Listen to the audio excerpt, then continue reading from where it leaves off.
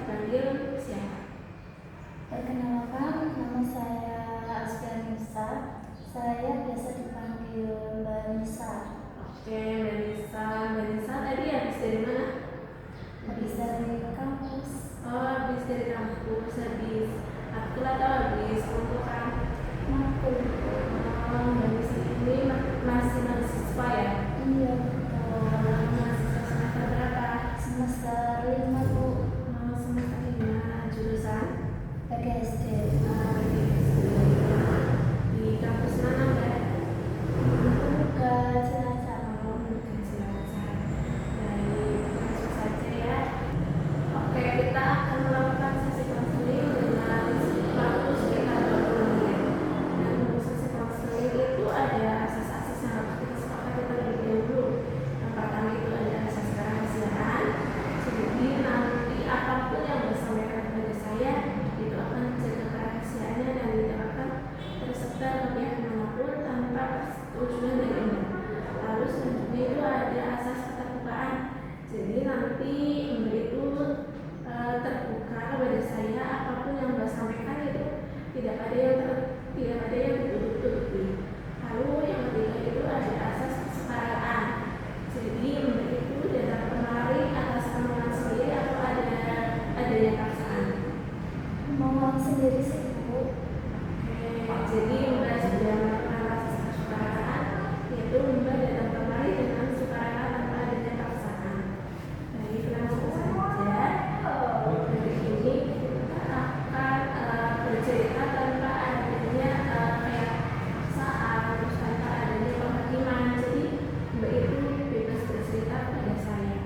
Silakan apa yang ingin Mbak sampaikan kepada saya siap mendengarkan yang Mbak sampaikan.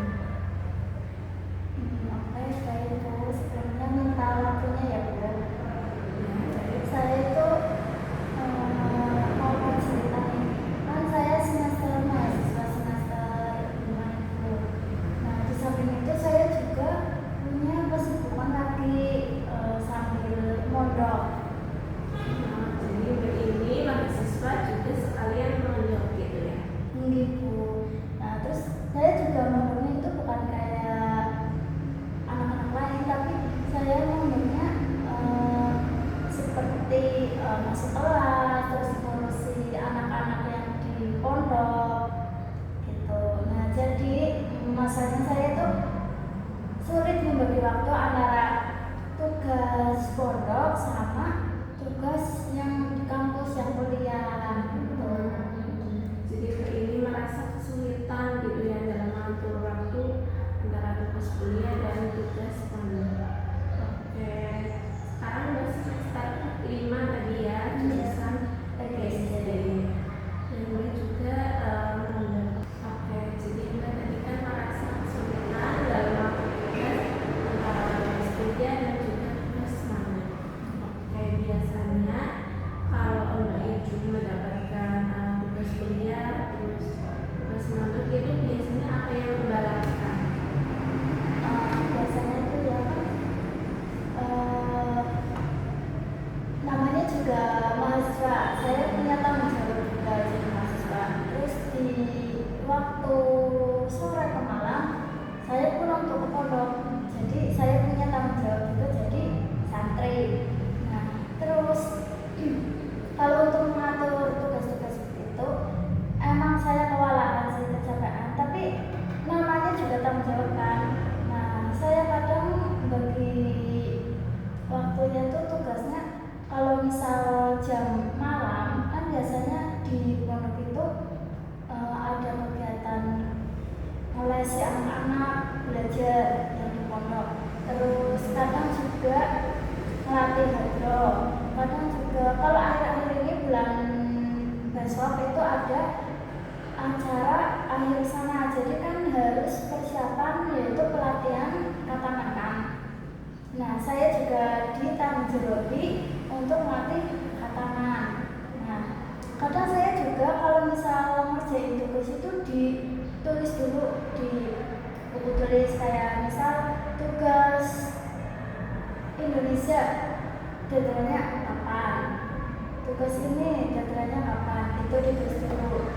Kayak tadi Mbak kan menyampaikan pada saya bahwa Mbak itu merasa kewalahan dalam mengerjakan tugas kuliah. Nah, bisa diceritakan secara detail nggak sih Mbak itu merasa kewalahannya itu seperti apa?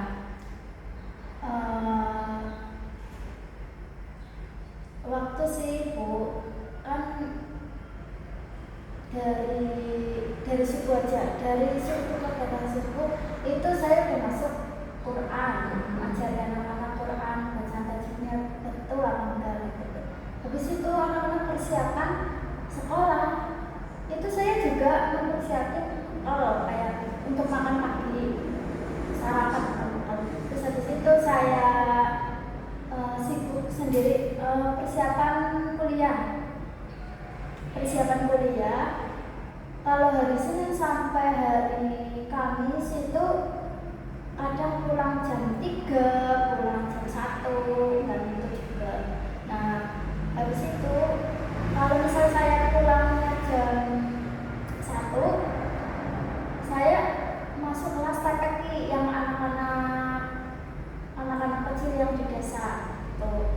Nah, terus habis itu selesai jam 4:30 saya siapin makan sore buat anak-anak. Terus habis itu jamaah maghrib saya ditanggung jawabin masuk kelas dinya, pelajaran pondok yang di pondok.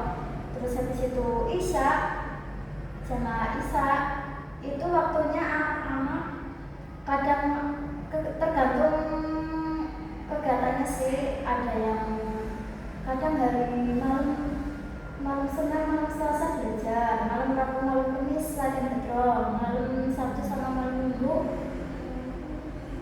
latihan tangan gitu. Nah, kalau jamnya anak-anak belajar, saya juga ikut belajar, yaitu ngerjain tugas kuliah. Nah, saya yang jadi beban itu tugas kuliahnya, soalnya saya tidak terlalu kondusif kayak tugas dari buku ini apa, bedanya apa kayak gitu. Jadi saya kadang ngecek di KJR, kan kadang itu rata-rata dosen saya itu kalau kasih tugas itu di KJR kan ada datanya. Nah, saya lihat di situ. Kalau misal datanya jam 8 ya, saya dikerjain itu nanti nunggu waktu mepet. Tapi kalau misal jadwalnya 2 hari lagi atau besok, saya baru ngerjain sekarang. Kesibukan ini sangat suka sibuk ya.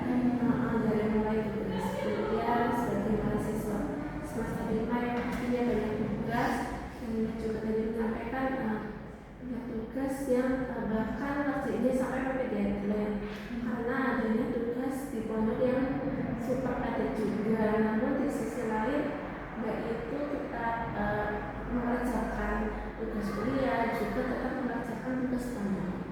Namun Mbak mengatakan bahwa Mbak itu merasa kewalahan dalam mengerjakan tugas kuliah karena dengan kesibukan Mbak yang super padat tadi, Mbak juga kayak tetap memprioritaskan tugas kuliah dan tugas sebagai seorang santri. Mbak juga mengaji dan mengurus santri, dan juga di tugas kuliah Mbak mengerjakan tugas dari dosen. Nah, langkah yang Mbak lakukan tadi itu kan jika ada tugas Mbak mencatatnya gitu ya, yang ada deadline dicatat terus dikerjain terlebih dahulu. Langkah yang Mbak lakukan itu sudah bagus, sudah bagus lah ya, bisa mengatur waktu antara tugas kuliah dan juga tugas di pondok. Namun mungkin kedepannya Mbak bisa melakukan atau meningkatkan cara yang sudah Mbak lakukan tadi, yaitu mencatat deadline. Mungkin kedepannya bisa dicoba dengan setiap ada tugas dari dosen, Mbak itu bisa langsung dibaca terlebih dahulu